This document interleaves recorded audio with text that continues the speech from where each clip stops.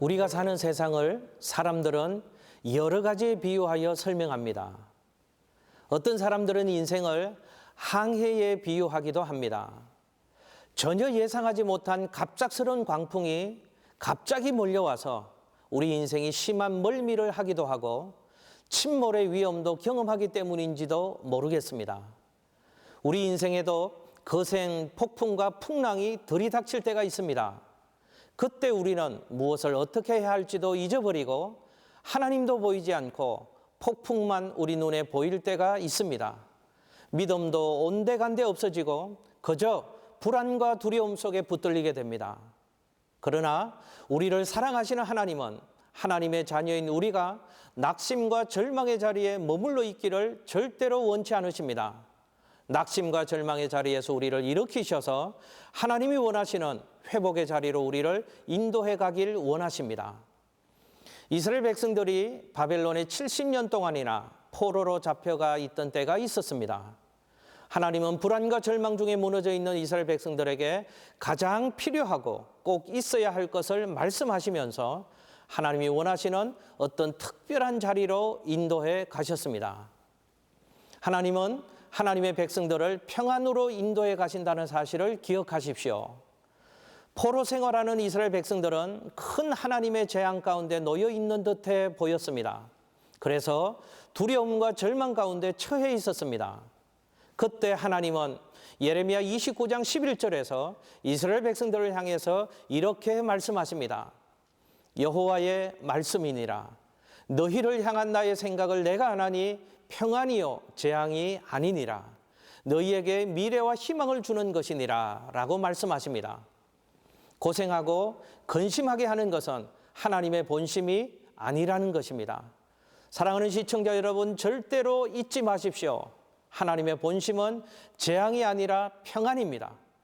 지금의 상황과 환경만 보고서 하나님을 오해하지 마시기를 바랍니다.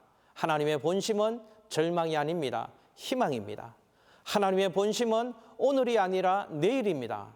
사랑하는 시청자 여러분, 이 하나님의 본심을 우리가 안다면 우리는 오늘을 견뎌내며 이겨낼 수 있습니다.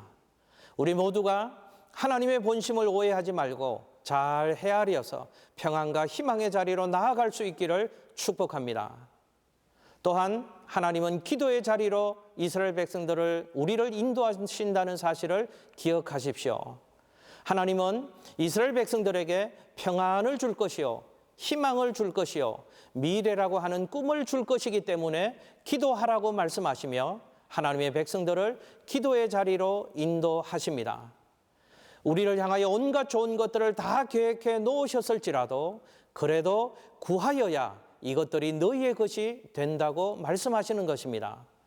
에스겔 36장에 보면 포로 생활하는 이스라엘 백성들에게 하나님께서 이스라엘의 회복을 약속해 주십니다.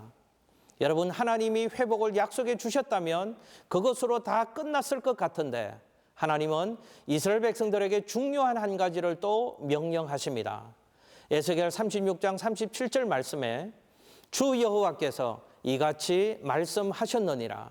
그래도 이스라엘 족속이 이같이 자기들에게 이루어 주기를 내게 구하여야 할지라.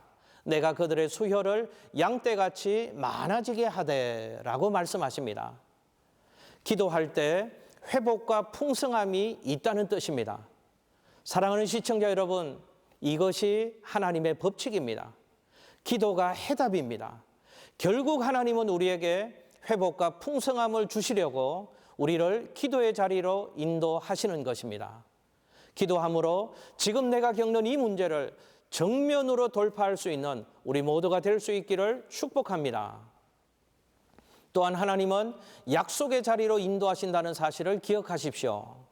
하나님은 포로 생활하는 백성들에게 반복적으로 이스라엘 백성들이 지금 처하고 있는 상황으로의 탈출, 이스라엘 백성들의 지금 그 아픔으로의 회복, 다시 세워짐을 약속하고 계십니다.